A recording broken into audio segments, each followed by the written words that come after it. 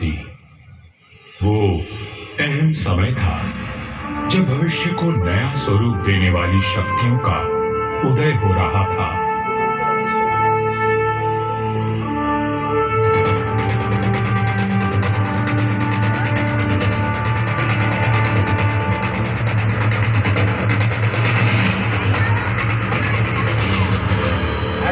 लोधी राजवंश ने दिल्ली की गद्दी संभाली। मध्य एशिया में बाबर का जन्म हुआ और राठौर कुल गौरव राव जोधा जी ने मेहरानगढ़ दुर्ग की नींव डालकर जोधपुर नगर की स्थापना की। 1459 ईस्वी में बना मेहरानगढ़ उत्तर भारत की राजनीतिक सरगर्मियों का साक्षी भी रहा और केंद्र भी। जोधपुर के आकाश में राठौर राजवंश का तेजवान सूर्य दमका, जिसका उदय मंडोर में हुआ था। मेहरानगढ़ की उत्तर पश्चिम दिशा में करीब 9 किलोमीटर का फासला तय करेंगे तो मैं अपने बचे हुए अवशेषों के साथ आपका स्वागत करूंगा। मैं किला हूं मंडोर का। मैं इतना प्राचीन हूं कि मुझे किसने बनवाया, कब बनवाया, ये किसी को भी याद नहीं। मंडोर की भूमि से आज भी अतीत के सिक्के, मंदिर के अवशेष, तोरण द्वार, स्तंभ और उत्कृष्ट मूर्तियां प्राप्त होती रहती हैं। मंडोर संग्रहालय में प्राचीन भारत के सभी प्रतीकों को सहेज कर रखा गया है, ठीक वैसे ही जैसे मैंने अपने जीर्ण अवशेषों में अनेकों गाथाएं संभाल रखी हैं। अरावली की पहाड़ियों से घिरा मंडोर नगर मांडव्य ऋषि की तपोभूमि था और इसका प्राचीन नाम मांडव्यपुर था। महाभारत काल में यहाँ नागवंशियों ने राज किया और फिर गुप्त वंश ने इसे अपने बाहुबल से जीता। चौथी व छठी शताब्दी में हुनों का आगमन हुआ तथा परमारों ने इनके वैभव को बढ़ाया। मारवाड़ का विस्तार सबसे अधिक परमारों की समयावधि में हुआ और उस समय मारवाड़ को नवकोटि मारवाड़ भी कहा जाता था। तो 7वीं शताब्दी में प्रतिहारों ने यहाँ अपना साम्राज्य स्थापित किया और यहाँ के वैभव को बढ़ाया। मेरे साथ चलिए उस बीते हुए काल में जब यहाँ तलवारें खड़कती थी, रणभेरी और नगाड़े कंपायमान होते थे, वीर हुंकार भरते थे और रणबांकुरों के जय घोष से आकाश गूंज उठता था। सन 1394 ईस्वी परिहारों की शक्ति अस्त हो रही थी। गुजरात के सूबेदार जफर खान ने दिल्ली की कमजोर सल्तनत के चलते मंडौर और नागौर को अपने कब्जे में ले लिया था। अब मेरी चार दीवारी में परिहार नहीं, तुर्क आबसे थे। जफर खान का हाकिम ऐबक खान मंडौर दुर्ग का किलेदार था, जो आए दिन अपनी क्रूरता का प्रदर्शन करता रहता था। पीड़ित किसान मंडौर के इंदा परिहार के प्रधान वीर राव हेमा गहलोत के पास मदद के लिए पहुंचे।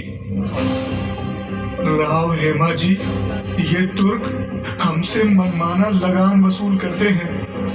आए दिन हमारी गायों को चुरा कर ले जाते हैं और अब अपने घोड़ों के लिए घास से लदी गाड़ियां मांग रहे हैं। हम तो बर्बाद हो जाएंगे। अपनी शक्ति पर इतना अभिमान कि उसे 3 किसानों पर आजमा रहा है। भैरू जी की सौगंध, जुल्म करने के लिए अब ऐबक खान जिंदा नहीं बचेगा।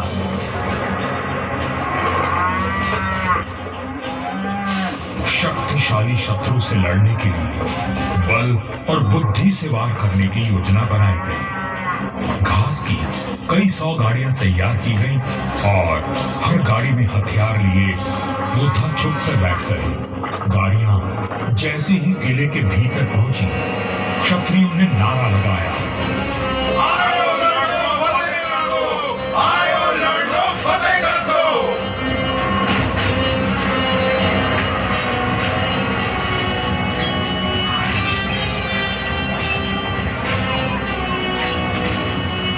इस अचानक हुए प्रहार से तुर्कों को संभलने का अवसर भी न मिला। वीर हेमा गहलोत, समर शूर राव चुंडा राठौड़ और मारवाड़ के वीरों की प्रतापी तलवारें लहराईं तो शत्रुओं के सिरों के ढेर लग गए।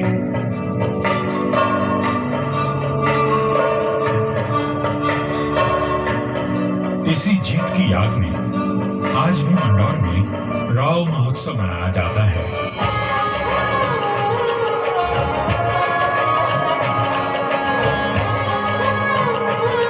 हर वर्ष होली के दूसरे दिन निर्भीक, साहसी हेमा गहलोत और सभी वीरों को याद किया जाता है और बाबा भैरवनाथ जी की पूजा की जाती है, जिनके आशीर्वाद से वीर विजय हुए थे। मंडौर विजय के बाद भी इंदा परिहार का मन अशांत था, क्योंकि ये नगर शत्रुओं से घिरा हुआ था। तब उन्होंने शक्तिशाली राठौड़ वंश को राज सौंपने का निश्चय किया। इंदा के मुखिया राय धवल ने अपनी पुत्री का विवाह राव चुंडा से करवाया और दहेज में मंडौर का दुर्ग दे दिया गया। राव हेमा गहलोत ने राव चुंडा का राज तिलक किया और भादों में मंगल गान गाया।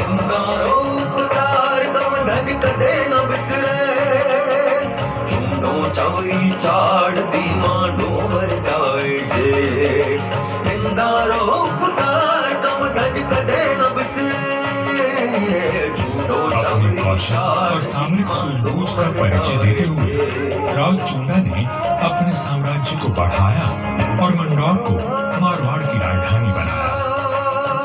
1423 में नागौर के युद्ध में राव चुंडा वीर गति को प्राप्त हुए और उनके पुत्र कान्हा के बाद राजदंड राव रणमल ने संभाला।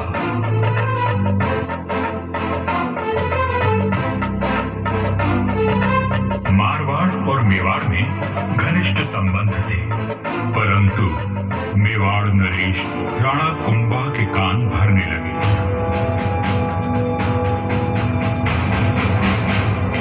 मुझे राव रणमल की नीयत ठीक नहीं लगती राणा। वो आपका राज हड़पना चाहता है। वह सिर्फ एक पक्ष को देखते हैं, दूसरे पक्ष से तो उनका कोई मोह नहीं। एक मधुर संबंध में संशय और अविश्वास का विष घोल दिया गया था। 1438 ईस्वी में राव रणमल अपने पुत्र जोधा के साथ चित्तौड़ के दुर्ग में था। रणमल को किसी षड्यंत्र का आभास हुआ और उसने बेटे जोधा को किले से बाहर भेज दिया। पिता की आज्ञा मान जोधा चित्तौड़गढ़ की तलहटी में पहुंचा। तभी एक ड्रोन ने जोधा का ध्यान खींचा, जो एक दोहा गा रहा था।